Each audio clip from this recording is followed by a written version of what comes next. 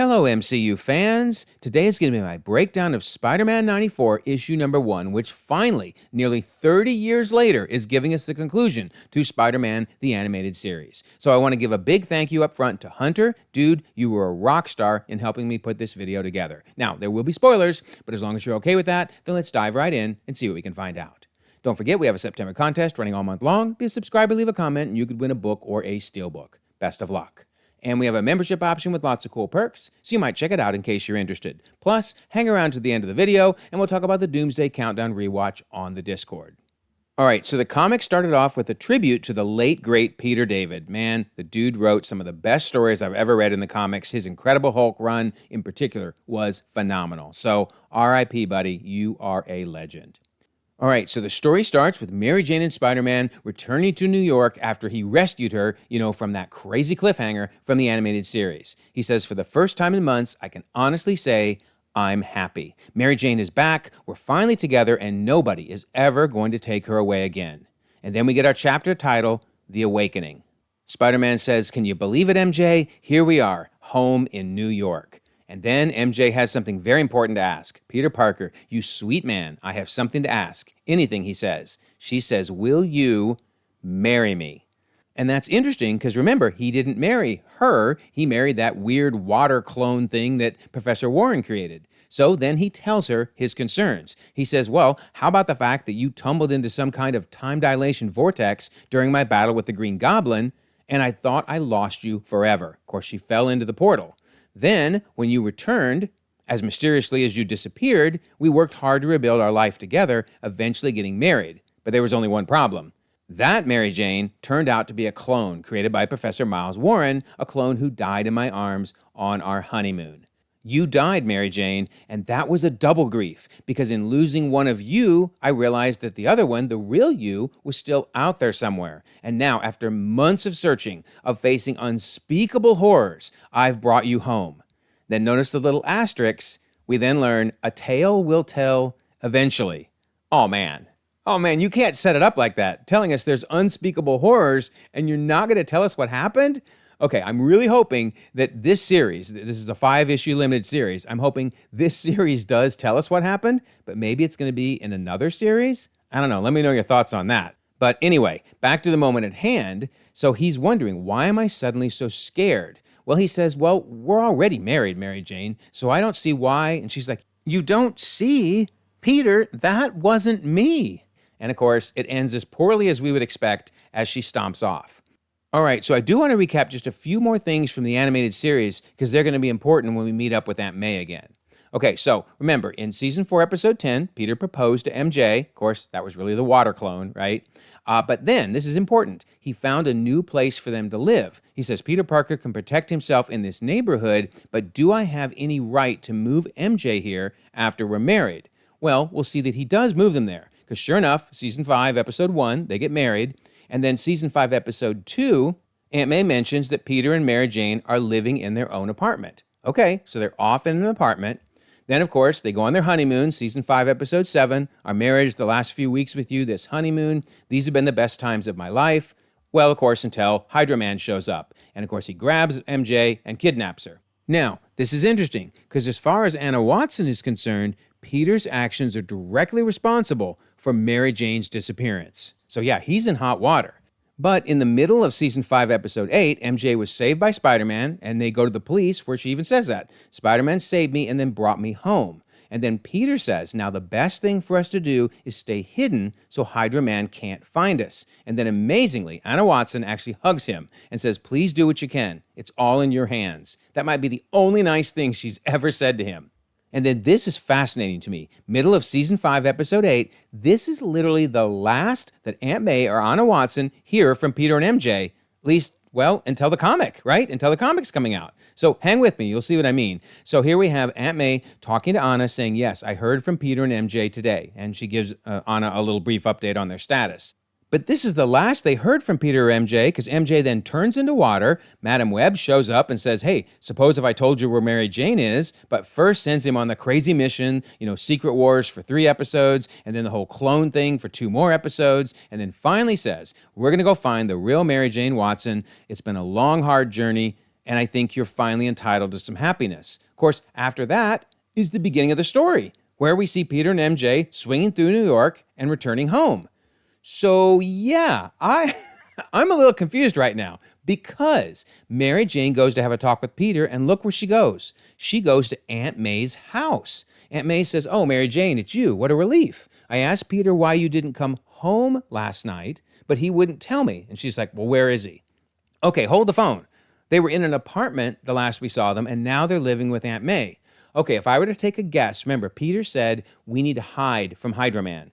So they must have canceled the lease on their apartment and gone into hiding. And then now that they've returned, I guess they're hanging out with Aunt May. Okay, I mean, that works. It just surprised me. But then notice this. So Aunt May says he's asleep. Poor boy was up most of the night. I could tell how worried he was about you. And she says, well, yeah, that poor boy's worries are just beginning. And Aunt May says, why didn't you let yourself in with your key? So again, they seem to be living here. That is wild. Okay, so then she goes upstairs and says, just what, Peter? Please, whatever it is, just tell me. And he says, being deceived like that, believing she was you, loving her. I know it makes no sense, MJ, but I'm afraid that I'm not real either, she says. Oh, Peter, you know in your heart, in the depths of your soul, that it's me. Well, I do, he says. Of course I do. But it's not just that. I watched her die, Mary Jane. I watched you die. It tore me apart. It makes me so afraid that it will happen again. And I can't do it, MJ. I can't lose you again. And she says, well, don't you think I feel the same way? You're Spider-Man. You face death every day and it terrifies me. But our love has to be bigger than our fear. It has to be stronger. So she tries again. Now I'm going to ask you again, and you better have the right answer this time, Peter Parker. Will you marry me? And he says yes, yes, yes. To which she responds, best decision of your life, Tiger. So then he bursts the door open and screams down to Aunt May, we're getting married. And this is fascinating. She says, getting married? And he goes, I mean, we are married. Okay, now this actually makes sense. So basically, Aunt May and Anna Watson have no idea that he married that weird water clone. They think he married the real MJ, and they've been married all this time. Oh man, that is wild, right? I love it.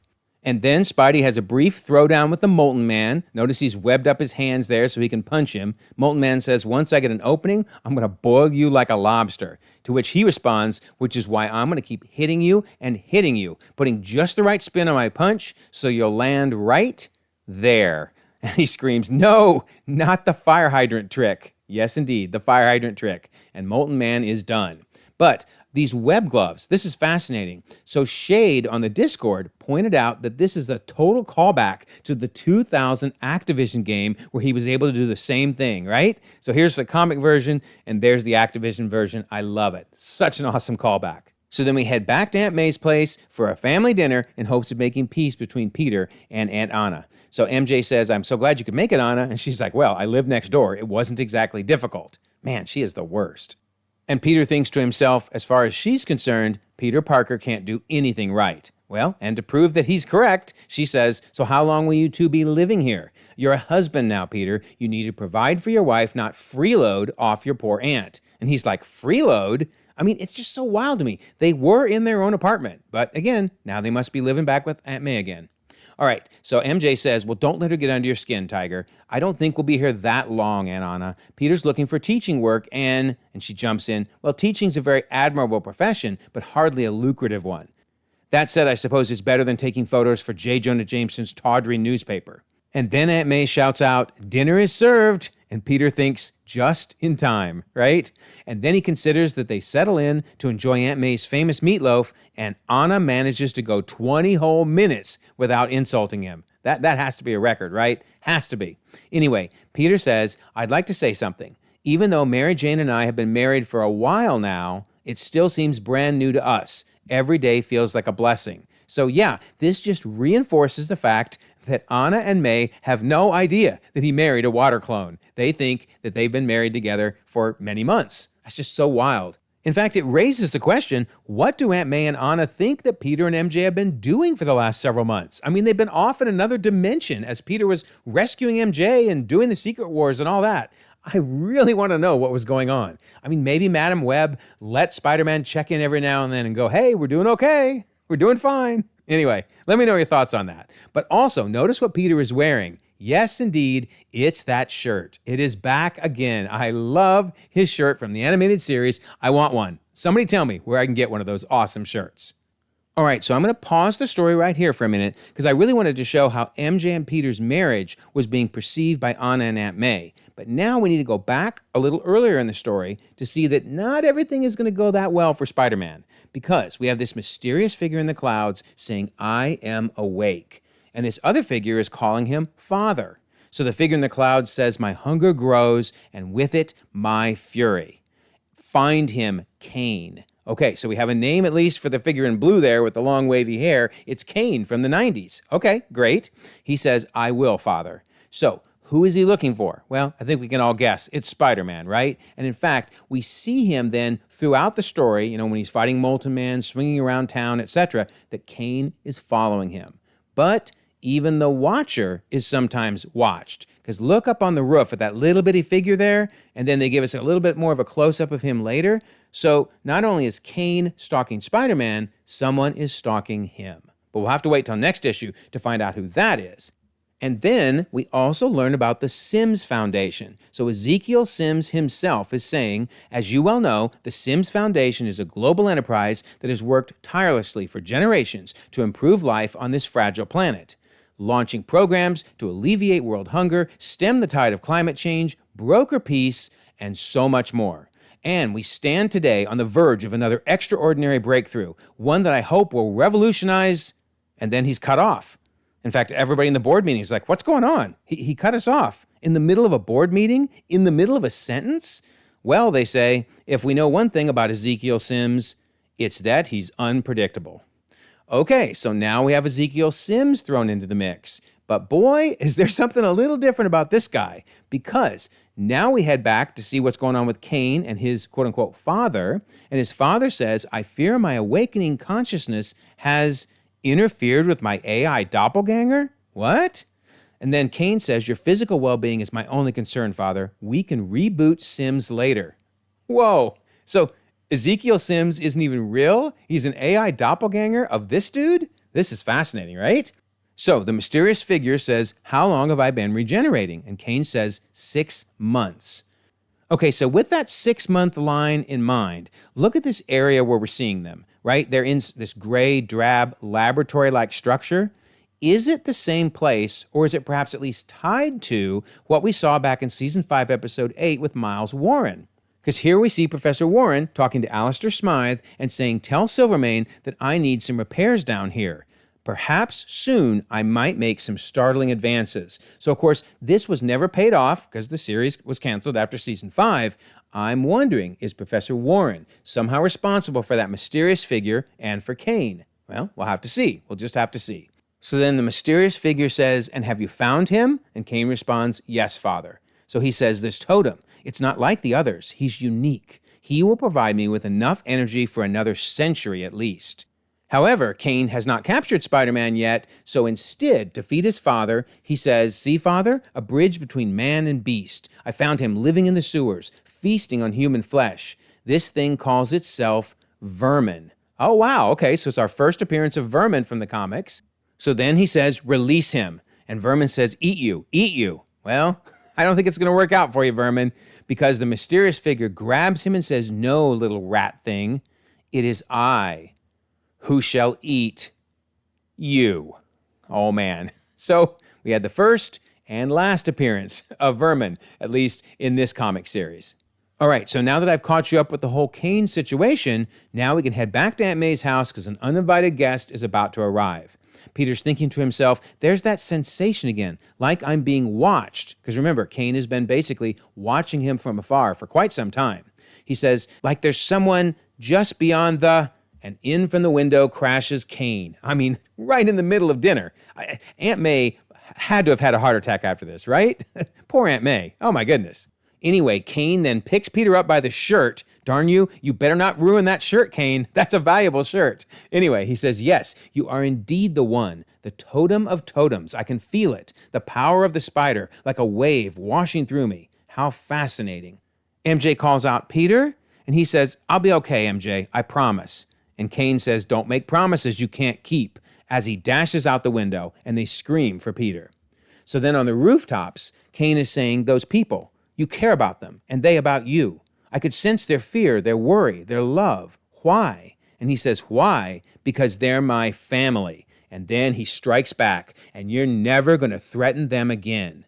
So then he thinks to himself, he clearly knows who I am, so there's no point in pretending otherwise, just as there's no point, and then throws him on the roof, webs him on the back, and hurls him against a chimney. Now, I'm assuming while Kaine is getting back up again, he changes into his costume, which it was a fast costume change, but probably he had it on underneath his clothes. But then he finishes his thought. He says, there's no sense in holding back. He says, you invaded my home, threatened the people I love. Why? Well, he gets his answer as Kaine pounds him. He says, his name is Morlun. Okay, no surprise, right? The mysterious figure is Morlun. But if you're like me, you're like, this is very different from the comics. Well, at the end of the comic, we actually get this editorial note where they say, we're just getting started, though. If you thought you knew who Ezekiel Sims, Morlun, and Kaine were, think again. Just like the original Spider-Man 94, you can't always expect where the story is going based on the comics. Heck, the Hobgoblin came before the Green Goblin in the show. How wild was that? So yeah, basically throw out everything we thought we knew about these characters, we're getting a very different story. But Kaine does begin to wonder, did he make a mistake? Because it's so easy to defeat Spider-Man. Well, Spider-Man says, yeah, you made a mistake, all right. You have no idea what I've been through these past months, what Mary Jane and I have endured just to be together again, to have life again. I'm not letting you, not letting anyone take it away from us. But what's so wild is, while Spider-Man's having this strong emotional reaction to the situation, Kaine is negatively impacted. He says, what is that? What am I seeing, feeling? I've never... Well, Spider-Man doesn't know what's going on, but he thinks to himself, I can't hear what he's muttering about, but he suddenly seems distracted, and this little distraction is exactly what I need. And whack, hits him right upside the head as Kaine screams, no! Your emotions, they're like psychic knives. So he takes off running. They're slicing through my mind. It hurts. Oh, Father, it hurts. So yeah, Spider-Man is very confused, but so is Kaine. He's coming to grips with the fact that he's going to have to return empty-handed. He says, I feel as if my consciousness, it's been turned inside out. What did the spider do to me? How did he do it? I failed miserably, and Father will not be pleased. And then very interesting, as he walks off, whoever this other person is watching him is following him. What is going on, right? It's got to be the same dude that we saw on the rooftop, but who is this guy? I have no clue. If you have any idea, let me know your thoughts in the comments. All right, so then Peter returns home with his typical weak stories. So he comes back with the police who say, look who we found a couple blocks away. And they're like, Peter. And he explains that mysterious dude that pulled him through the window, he thought kidnapping me would draw Spider-Man out. But Spidey found us, saved us, and Anna Watson is not putting up with this. She says, now you listen to me, Peter Parker. If you have any hope of staying married to my niece, you'll have to stop this idiotic, irresponsible association with that masked lunatic. I have never seen such... And then finally, after 5 long seasons of wishing someone would say it, MJ turns and says, Aunt Anna, will you please shut up? Oh, baby. Yeah. I love it. I love it, right? She's like, excuse me? And she's like, this is the man I love, the man I'm going to spend the rest of my life with. And if you can't treat him with the respect he deserves, then you can leave right now. Well, she says, that can be easily arranged. Oh, man. Oh, man. I'm wondering if we're going to see ramifications of this in the next issue, but that was very satisfying. I'm going to be real honest. That was satisfying. And then we see that Kaine does indeed pay the price for his failure. Morlun says he is the totem after all, while you're just a disappointment. Kaine says, I'll make it right, Father, to which he responds, will you? You see, I need to feed, Kaine. The man-rat wasn't enough, and the average human, they won't sustain me for more than a few hours. Well, then Kaine pleads with him, I'll find better prey for you to consume. And Morlun says, oh, you most certainly will. And goodbye. Moreland kills Kaine and absorbs him. Oh my, oh my. But then he says it's an unfortunate turn of events, but hardly a disastrous loss. After all, I can easily grow another, and then I will personally attend to Spider-Man. Okay, so Moreland actually created Kaine. I want to know what's going on here. Is maybe Professor Warren actually Moreland? Or did Professor Warren create Moreland? Or is there really no tie? Maybe there's no connection back to the original series and Professor Warren, but I really can't believe that with all this cloning going on, that it's not all tied back to Warren somehow. Anyway, our next chapter is Rebirth, Redeath. So yeah, very good start to the comic series. Real excited to see where we go from here. All right, so there's one more thing we need to do before we end the video, and that's discuss the overall timeline. And I know there's a lot going on here, but really it's pretty simple. The top 1/3 is X-Men the Animated Series, the comic series, and X-Men 97. The bottom 1/3 is Spider-Man the Animated Series and this new comic series. And the middle is any time they appeared in each other's series. So Spider-Man appearing in the X-Men series and the X-Men appearing in Spider-Man series. So now we need to look at what is the timing for issues 1 through 5, or at least issue 1 of Spider-Man 94. Well, remember, we were told for the first time in months, I can honestly say I'm happy, even though Mary Jane and I have been married for a while now. You have no idea what we've been through these past few months. So certainly many months, at least 4 or 5 months probably, have gone by. Then if we can count on this 6 months as a reference back to the original series, because maybe Professor Warren had something to do with creating Moreland, then perhaps it's been 6 months. And the weather certainly looks like it's spring, summer. It's hard to tell whether we can trust this, but still, that looks very summery. So I'm going to go ahead and add 6 months to December of 1996, placing us in June of 1997 for the comic series. And that works really well because it's not until November of 1997 that Spider-Man and then eventually Peter and MJ show up in X-Men 97. So basically, maybe about 5 months later. We'll have to see how long the comic series spans. But yeah, it's really perfect because probably when the comics are done, the next appearance of Peter and MJ and apparently Flash as well will be in X-Men 97, Season 1, Episode 10. So yeah, very, very cool. All right. Don't forget, I do have this Google timeline document out there. It's sorted by timeline, month, and year, but you can sort by anything you want. And you can also create a temporary filter. And if you filter by things like Multiverse Animated and Multiverse Comics, you get the animated shows and the animated comics. And here in particular are the X-Men 97 issues 1 through 4 and Spider-Man 94 issues 1 through 5. So very cool. It's all fitting together so nicely. So, what do you think? Are you liking the series so far? Are you hoping they do tell us how Spider-Man actually rescued Mary Jane? And what are you thinking about Moreland, Kaine, and Ezekiel Sims? Looking really good. Can't wait for the next issue to arrive in October. So don't forget, we have that September contest. Be a subscriber, leave a comment, win a book or a steelbook. And there's the membership option in case you're interested in that. And I always love to mention the Discord. Here we are in the MCU official tie-in comic section where Hunter reigns supreme. He's so helpful in putting all this information together in an easy-to-consume format. You rock, Hunter. Also, I promised I would mention the Doomsday Countdown Watch on the Discord, every day listed here at 7 p.m. Eastern. We watch a different movie or show as we approach the December 18, 2026 release of Doomsday. So we have 2,400 members across the globe, conversations 24/7, and I'll leave a pinned comment so you can join. Also, if you don't mind, like this video, subscribe if you haven't already. You can check out more content, and we'll eagerly await the next issue of Spider-Man 94.